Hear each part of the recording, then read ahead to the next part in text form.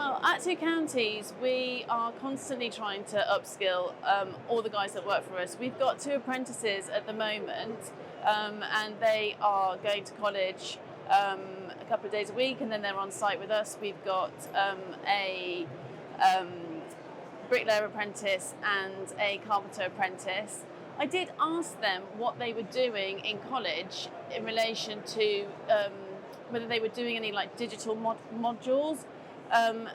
But they told me that they weren't, which I think is concerning, because I think it puts a lot of emphasis on the employer, which is fine.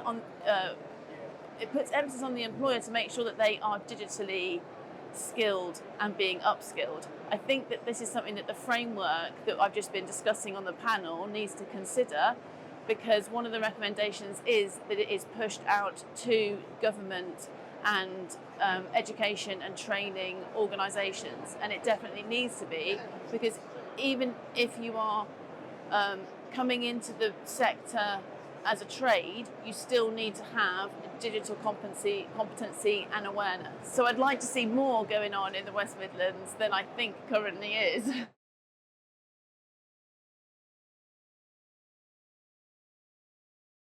Well, at Two Counties, we have recently invested in project management software, and the guys on site have embraced it amazingly well. It's sort of a full spectrum project management package which all stakeholders in the project can have access to, whether that's clients, QSs, architects. The guys can take photos of all the work that they're doing throughout the day, and they can upload it. So it provides a really nice, like, sort of diary almost of what they're doing, and they're really, really good at doing that. It also means that any variations and change orders can be accurately requested, tracked and approved. Generally speaking, it's a really great piece of tech.